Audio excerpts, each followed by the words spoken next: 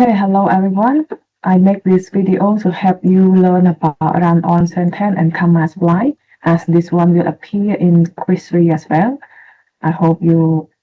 get to understand more about what is the difference between run-on sentence and comma supply. You can identify both of them as well as to quick or to avoid writing and to rewrite this sentence into the correct one. Okay, let's start. So first, we should know what is sentence first. Sentence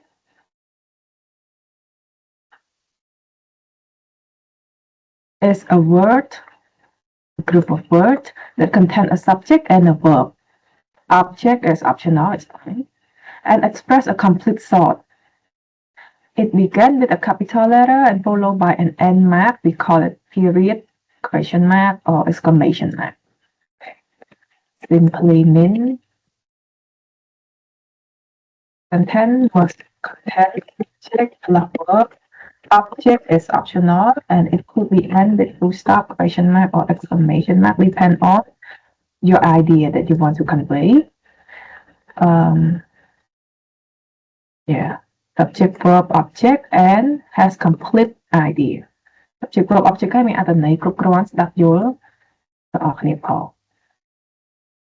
អូខេចឹង sentence ជាអ្វីដែលយើងចង់បានជាប្រយោគដែលត្រឹមត្រូវយើងគួរតែសរសេរប៉ុន្តែចំណុចបន្ទាប់នេះគឺអ្វីដែលយើងគួរជៀសវាង run on sentence ជាប្រយោគដែលខុស A run-on sentence occurs when two sentences are run together and there is no punctuation mark to mark the end of each sentence and the beginning of the next. ចឹង run-on sentence គឺប្រយោគដែរដូចឈ្មោះវាចឹង run on run together ប្រយោគរត់ទៅរហូតគ្មានសញ្ញា full stop គ្មានសញ្ញាអីទាំងអស់ដើម្បីញែកប្រយោគទាំងពីរហ្នឹងហ្នឹងប្រយោគហ្នឹងទៅរហូតអាចពីរប្រយោគ3ប្រយោគ4ប្រយោគឡើងទៅយើងដឹងរយៈពេលបំផុត2ប្រយោគហើយប្រយោគហ្នឹងសរសេរទៅគ្មានសញ្ញាអីទាំងអស់សូម្បីតែ full stop ហើយដូចយើងដឹងហើយ sentence ខាងលើបើសិនជាប្រយោគហ្នឹងចប់ at least យើងត្រូវ end វា full stop ហើយ full stop មួយហើយអញ្ចឹងបើប្រយោគ2យើងត្រូវ two full stop ហើយប៉ុន្តែ run on sentence វាអត់មានចំណុចហ្នឹងអញ្ចឹងតែធ្វើវាខុសយើងដាក់ឈ្មោះវាថា run on ហ្នឹងប្រយោគដែលសរសេរទៅហូរហែគ្មានសញ្ញាអ្វីទាំងអស់ហើយពេលខ្លះគេហៅវាថា full sentence ឥឡូវមកស្គាល់ comma supply ម្ដង comma supply ក៏ជាប្រយោគដែលខុសដែរក៏ជាកំហុសដែរ comma supply occur when two sentences are run together with only a comma to mark the end of one sentence and the beginning of the next. A comma supply is a run-on with comma. ចា៎ទុកដាក់បញ្ជាក់ comma supply គឺជាប្រយោគពីរដែលចងបញ្ចូលគ្នាដោយប្រើតែសញ្ញាក្បៀសមួយគត់ប្រយោគពីរចងបញ្ចូលគ្នាដោយប្រើតែសញ្ញាក្បៀសមួយគត់តែវាខុសក្បួនហើយសញ្ញាក្បៀសអត់ដែរដាក់នៅកណ្ដាលរវាងប្រយោគពីរអញ្ចឹងហើយវាត្រូវមានរបស់អីផ្សេងឬក៏និយមន័យមួយទៀតគេថា comma supply ហ្នឹងគឺជា run on sentence ដែលយើងនិយាយខាងលើមិញហ្នឹងគ្រាន់តែវាមាន comma ប្រយោគ2ឬក៏3ឡើងទៅចងគ្នាដោយប្រើ comma នោះហើយហៅថា comma supply run on ប្រយោគ2ប្រយោគ3ដែលសរសេរចអត់បានចងសរសេរហូរហែ run on together ទៅរហូតទៅគ្មានសញ្ញាអ្វីទាំងអស់សូម្បីតែ full stop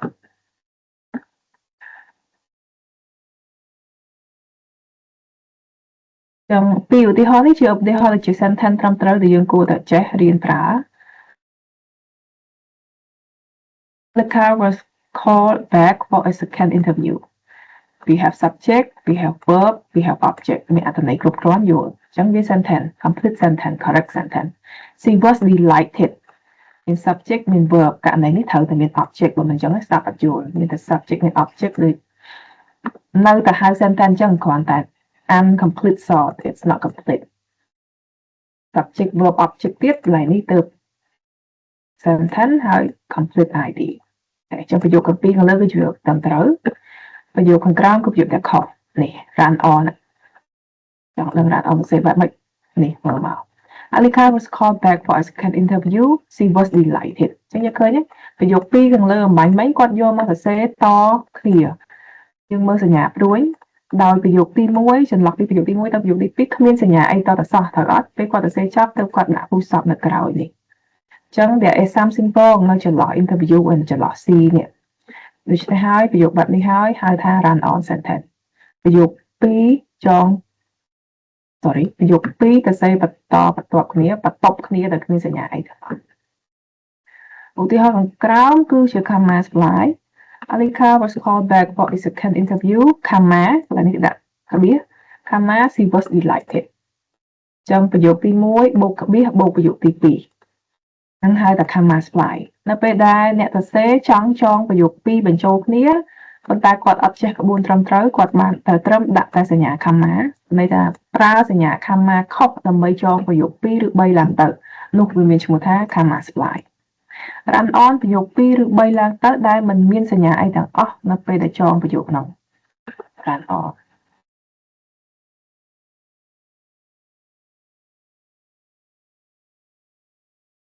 ចឹងយល់ណា run on ស្រួលរកទេមើលប្រយោគណាដែលវែងចាប់ពី2ឡើងទៅហើយអត់មានសញ្ញាអីសោះនៅក្នុងហ្នឹងមកក៏គ្មាន full stop ក៏គ្មាននៅចន្លោះហ្នឹង run on ហើយយើងមើលដឹងថាវាជា comma supply នៅពេលដែលកលេសទៅទី1ក្នុងប្រយោគនេះមាន comma អត់មាន comma សិនមិនវាអាចមាន 50% ជា comma supply 50% ទៀតវាអាចត្រូវអូខេ50%ដែលអាចត្រូវហ្នឹងគឺកាលណាដែលគេប្រើ comma គឺគេតែងតែប្រើ fan voice subordinate conjunction នៅក្រោយហ្នឹង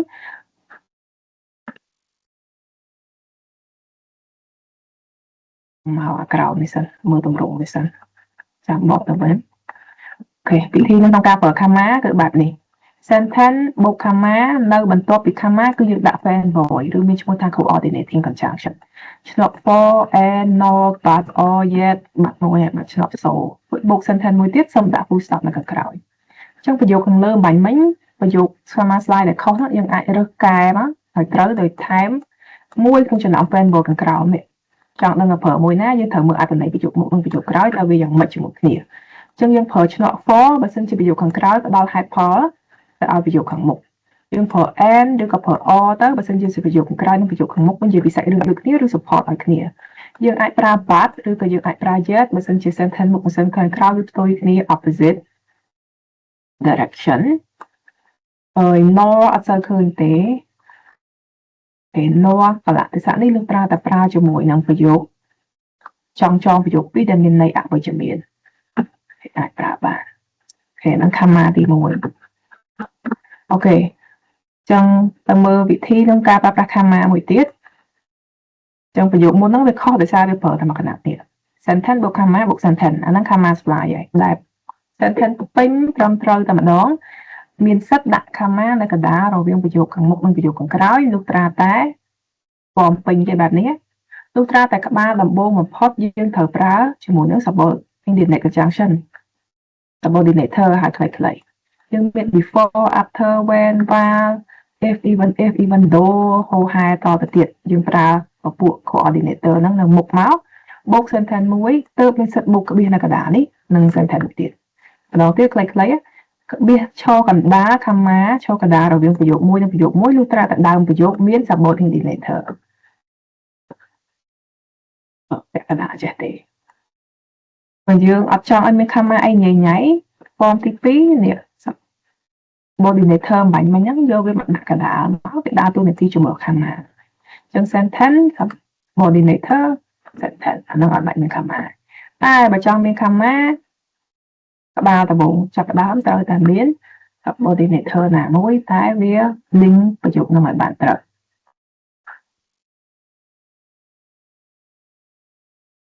តែឥឡូវយើងនិយាយពីវិធីនៅក្នុងការកែប្រែ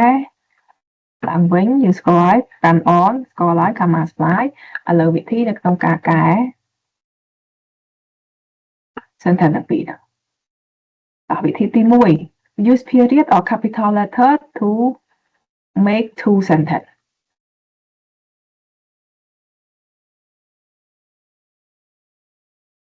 លេខ1នេះប្រើបានបើសិនជាវាជា run on sentence គួរប្រើលេខ1 run on sentence ប្រយោគនេះ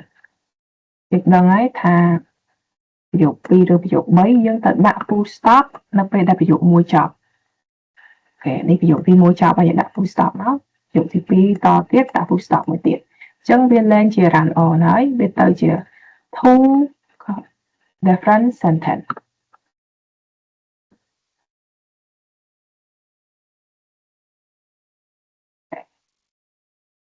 វិធីទី2ដាក់ comma ជាមួយនឹង coordinating conjunction ឬហៅថា fanboy ហ្នឹង to join two sentence into one ខ្ញុំនិយាយមិនដែរ fanboy មាននេះ7នេះរាប់មកប្រើ for ប្រើ and ប្រើ but ប្រើអីទៅតាមតថភាពនៃប្រយោគមុខនិងប្រយោគក្រោយវាមាន idea យ៉ាងម៉េចជាមួយគ្នាចឹងក្នុងករណីនេះយើងប្រើឈ្នាប់នឹងដោយសារប្រយោគមុខនិងប្រយោគក្រោយវាពាក់ព័ន្ធគ្នា support ឲ្យគ្នា Alika was called back for second interview comma and she is delighted ចឹងយើងឃើញ comma supply ខាងលើមិញនេះដែលវាមានតែ comma ម្នាក់ឯង comma នៅកណ្ដាលប្រយោគមុខនិងប្រយោគក្រោយដើម្បីកែ comma supply ហ្នឹងយើងដាក់ and មកប្រយោគដូចគ្នាយើងដាក់ but មកប្រយោគខុសគ្នាយើងដាក់ so បើវាបង្ហាញពីលទ្ធផលយើងដាក់ for បើសិនជាប្រយោគក្រោយជាហេតុផលនៃប្រយោគមុខក្នុងវិធីនៃការកែម្ដងទៀតវិធីទី1ដាក់ full stop ញែកប្រយោគ2ញែកជា2ប្រយោគ3ញែកជា3 full stop and នៅក្នុង object វិធីទី2កន្លែងណាមាន comma ឬ comma supply ស្រាប់ហ្នឹងមាន comma ស្រាប់ទៅដាក់ឈ្នាប់មួយនៅក្រោយ comma ហ្នឹងដាក់ឈ្នាប់អីសូមអានប្រយោគហ្នឹងពិចារណាតាមការគួរពីរវិធីណាវិធីទី3ក៏គួរសមដែរយ៉ាងដែរ use semicolon or semicolon with transition word to make two sentence additional punctuation add a comma after transition word អូខេវាមាន2ករណីបើន័យថាយើង add តែ semicolon មួយក៏រួចខ្លួនយើង add semicolon ផងយើងប្រើ transition word ផងក៏បានត្រូវតែពីរនេះអ្នកណាអត់ស្គាល់សញ្ញា semicolon ក៏អង្គនេះឈ្មោះវាគឺ semicolon សរសេរបែបហ្នឹងចុចផងកាបៀសផងឬក៏សញ្ញាហ្នឹងនៅជាប់នឹងអក្សរ L នៅក្នុងស្ដាំអក្សរ L គឺសញ្ញាហ្នឹងឯងចឹង semicolon អត្ថន័យរបស់វាបានន័យថា continue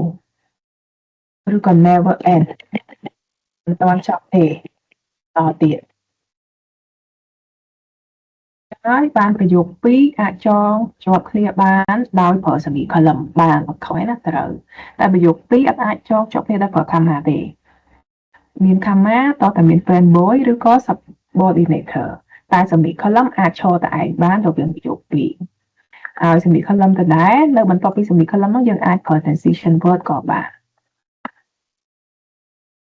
Okay, so Alika was called back for a second interview. Semicolon, she was delighted. ចឹងប្រយោគនេះត្រូវ complete sentence ឬក៏ correct sentence. Alika was called back for second interview. Semicolon, consistently, comma, she was delighted. Okay. វិធីទី4 add an independent clause to the beginning of one of the clause so that it is no longer a complete thought. Additional punctuation if you add dependent word to the first sentence, put a comma before second sentence. If you add it to the second sentence, no comma needed. បើសិនជាវាជា comma supply គេឲ្យប្រយោគហ្នឹងត្រឹមតែមួយគណៈទេបើវាជា comma supply ប្រយោគដែលគេឲ្យមកតែប៉ុណ្្នេះឯង Alika was called back for an interview, comma, she was delighted ប្រយោគแบบហ្នឹងខុសទៅអត់អញ្ចឹងបើយើងចង់ទុក comma ដែលមាននៅដដែលនេះតែគេឲ្យមកដដែលនេះគឺយើងត្រូវទៅថែម subordinator មួយនៅខាងដើម subordinator ខ្ញុំបានបង្ហាញមុនដែរមានច្រើនមិនមែនមានតែប៉ុណ្្នឹងទេចាំខ្ញុំឲ្យបន្ថែមទៀតនេះមាន after មាន before ហើយតែគូវាមាន although មាន even though មាន even if ហើយតែមាន as long as តែមាន because due to this reason អីចឹងទៅ or if even if sing while until អូខេតែបងនេះជា subordinator ដែលប្រើនៅដើមប្រយោគទើបយើងមានសិទ្ធិប្រើ comma នៅកណ្ដាលទៅមានប្រយោគទាំងពីរអញ្ចឹងគាត់ប្រើ when ដោយសារបទការទាំងពីរនេះចប់ភ្លាមកើតភ្លាមអញ្ចឹងឬក៏កើតពេលកំឡុងភ្លាមគ្នាគាត់ប្រើ when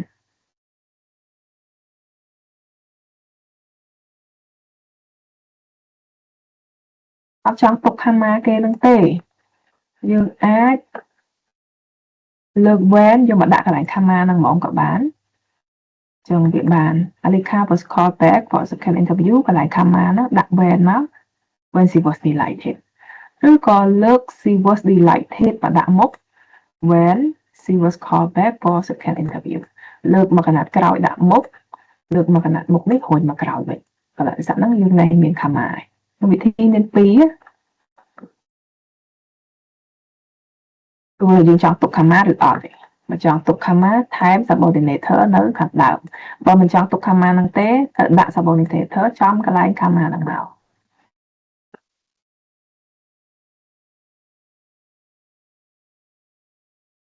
run on sentence ទាំង comma supply វិធីនៅក្នុងការកែមាន4ហ្នឹងទី1ដាក់ full stop ដើម្បីញែកប្រយោគមិនថាវា run on ក៏ដោយ comma slide ក៏ដោយគាត់តែ comma slide កន្លែងណា comma យើងដាក់ full stop ទៅហើយប្រយោគ run on វាអត់មានសញ្ញាឲ្យយើងចាំយើងត្រូវតែមើល subject verb object full stop subject verb object full stop វិធីទី2ឲ្យយើងទៅដាក់ fanboy ឬក៏ coordinating conjunction នៅចន្លោះរវាងប្រយោគទាំងពីរចឹងដូចគ្នាបើសិនជាវាជា comma supply វាមាន comma ស្រាប់អញ្ចឹងយើងដឹងហើយ comma នៅទៅនឹងដាក់ and ឬដាក់ but នៅក្រោយហ្នឹងតែបើវាជា run on sentence យើងត្រូវដាក់ឈ្នួក comma ជាមួយនឹង fanboy ត្រូវយកដាក់ខុសកន្លែងណាវិធីទី3 semicolon ទីនេះក៏ស្រួលមួយយ៉ាងដែរវិធីទី1និងវិធីទី3គឺស្រួលអត់បាច់គិតច្រើនទេបើវិធីទី2យើងត្រូវចេះដឹងថា for នោះมันថាម៉េច and នោះភ្ជាប់ម៉េច but នោះភ្ជាប់ម៉េចតែបើប្រើ full stop និង semicolon អត់បាច់គិតច្រើនទេតែរក sentence ទី1ឃើញ subject verb object ឃើញដាក់ full stop ឬ semicolon ម្ដងហើយ sentence មួយទៀតដាក់ full stop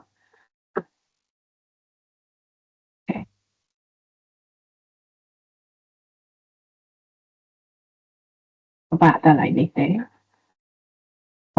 add dependent clause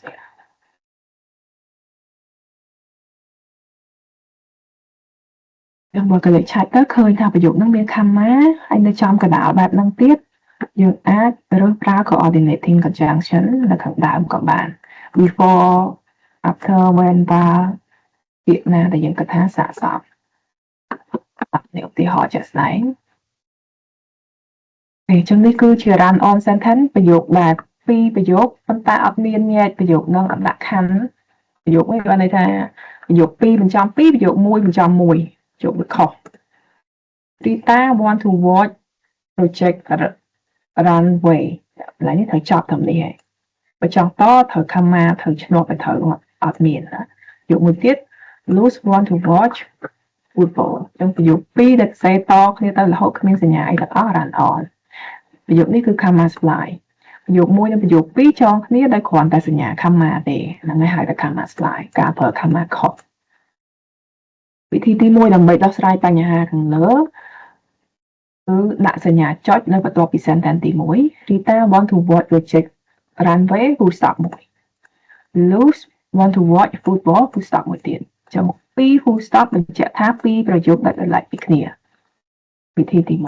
1ដាក់ full stop នៅពេលដែលប្រយោគមួយចប់វិធីទី2នៅពេលដែលប្រយោគទី1ចប់ហើយយើងប្រើ comma បូកជាមួយនឹង fanboy ណាមួយទៅតាមអត្ថន័យនៃប្រយោគមុខនិងប្រយោគក្រោយតើវាបែបម៉េចជាមួយគ្នាចឹងដោយសារតែប្រយោគមុខនិយាយអំពី Rita ហើយគាត់ចូលចិត្តមើ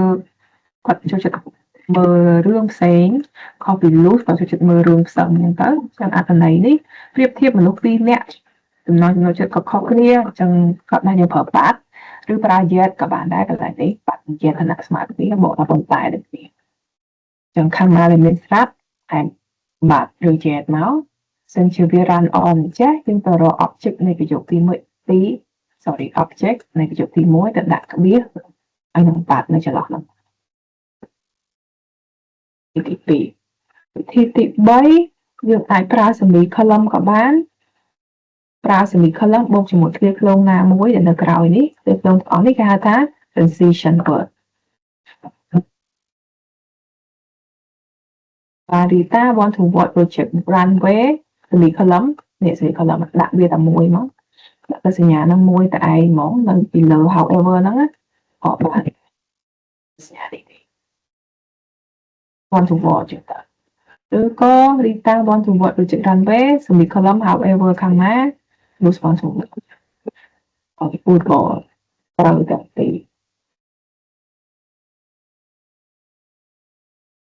ទី4ប្រើប្រាស់ subordinate conjunction ឬក៏ subordinator នៅខាងមុខ although even though Rita want to watch Rồi chữ rắn với loose bond tool bỏ chốt bỏ ba cái bộ miên của subordinator nhưng cái biên là cái đá dù ở cho như cái biên là cái đá nó tế lớp subordinator although whereas và đã cái đá này khi nhật buôn ta idea that you adapt cái mà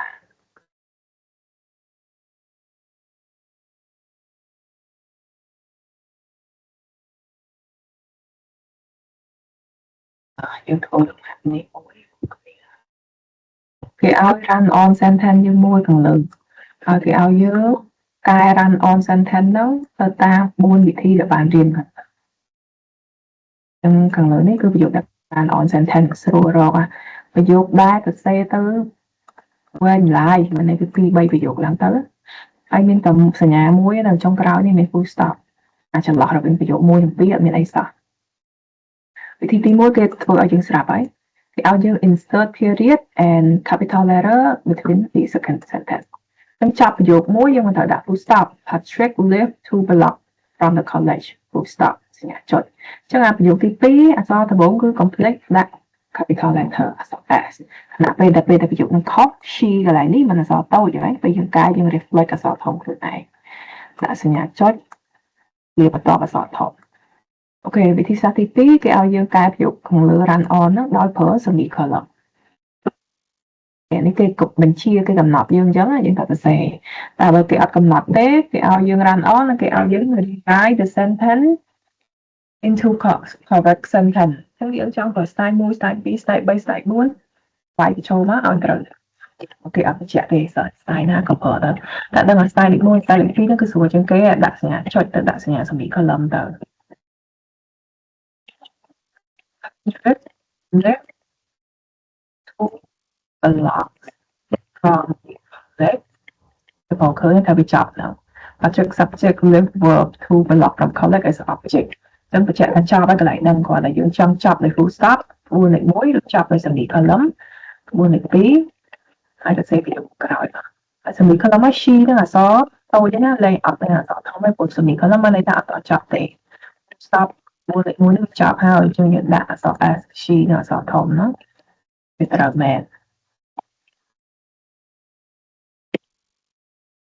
PTP chạm ót semicolon kéo bị phở với tại chẳng là cái semicolon nó có chừng tại phở transition word nào mùi đại nhưng chụp however và sai để xả từ này một là từ này cao khó khăn là ví dụ đấy ấp khó khăn thế ví dụ như quan trâu áo kia là đại của dương nâng dây bị Patrick nâng đọt đại chẳng nhưng mà semicolon xế ai phở consequently ai phở furthermore và moreover các bạn mày nó cứ ví dụ một ví dụ cái sẽ đương từ đại và moreover about that transition với ta complex comma bịក្រោយតោះវិធីទី3ប្រើប្រាស់ comma ជាមួយនឹង coordinating conjunction ឬក៏ parent មួយណាក៏បានមិនមែនមួយណាក៏បានយើងត្រូវរើសឲ្យវាត្រូវដែរណា parent មួយណាដែលវាស័ក្តិសមនឹង idea ហ្នឹង and ការរាយរាប់ពី Patrick គាត់រស់នៅណាហើយគាត់ធ្វើសកម្មភាពអីអញ្ចឹងមិនឆ្លប់នឹងវិធីទី4 add dependent clause ទៅឲ្យ clear ហ្នឹង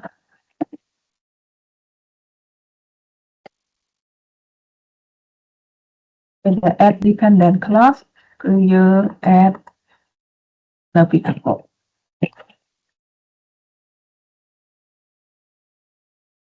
as because Patrick's left to block from collect ស៊ីរាយ her bike school ខាងណាដោយសារផ្ទះគាត់តែពីប្លុកឯងចឹងគាត់ជិះកង់ខ្លួនឯង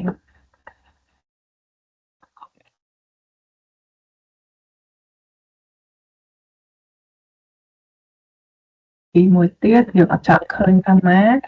នៅតែ add dependent clause ដដែល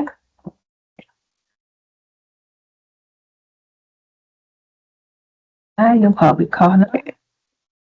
អូខេបាទ sorry ប្រើ because អត់មាន and ទេខុស ប្រើ comma នៅកណ្ដាលរវាងប្រយោគ1និងប្រយោគ2រួចប្រើ subordinator because when bar before after នៅខាងមុខទៅតាមគ្រាខ្លី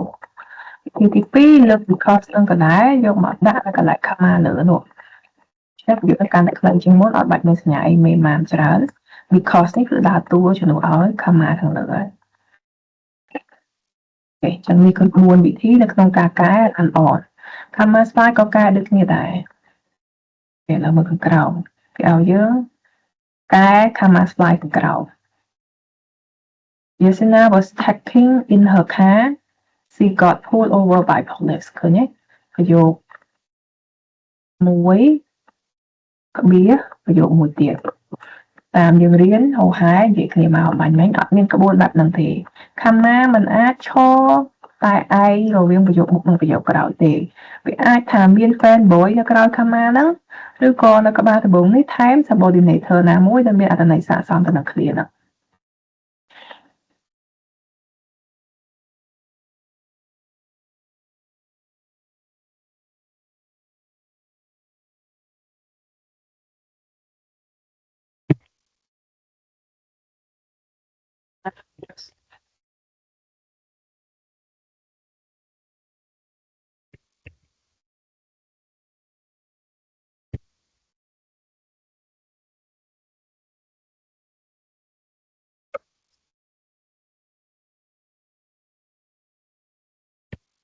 ការ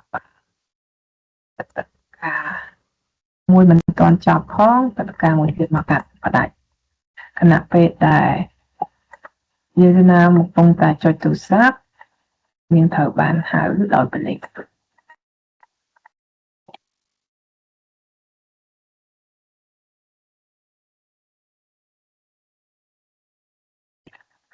បើយើងអត់សូវបកកែ subordinator យើងបកកែ fan boy ក៏បានទុកប្រយោគនឹងដដែលដឹងថាកន្លែង comma នេះគឺឆ្លប់ fan boy មួយឆ្លប់នឹងឆ្លប់បន្តែឆ្លប់ឬឆ្លប់ដូចនេះឆ្លប់ពណ៌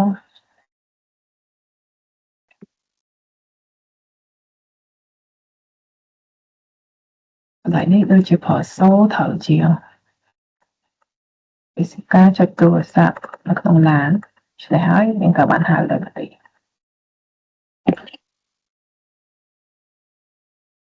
វិធី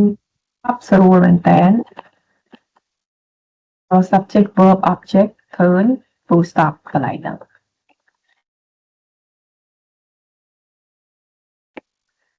ឬក៏អត់ឆ្លាញ់ full stop ទេអាចប្រើ semicolon កន្លែងហ្នឹងបានដូចគ្នាប៉ុន្តែ full stop អក្សរ s ដែល reflect ដាក់ s ធំ full stop នេះចប់ហើយអញ្ចឹងនេះយកថ្មី semicolon ប្រយោគនោះអត់ទាន់ចប់ទេអញ្ចឹងអក្សរ s នៅអក្សរតូចដែរ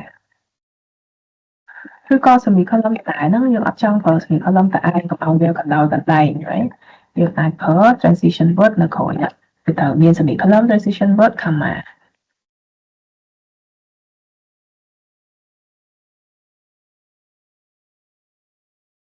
ចឹងយើងប្រើ Asperisa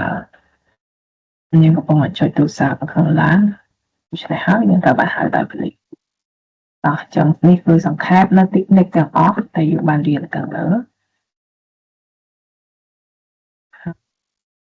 ប្រយោគខាងក្រោម1 2 3 4សូមសាកល្បងអនុវត្តខ្លួនឯងហើយ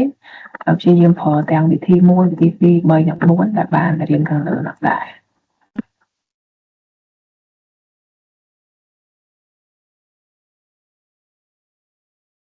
តោះចឹងវីដេអូនេះចប់ត្រឹមហ្នឹងណា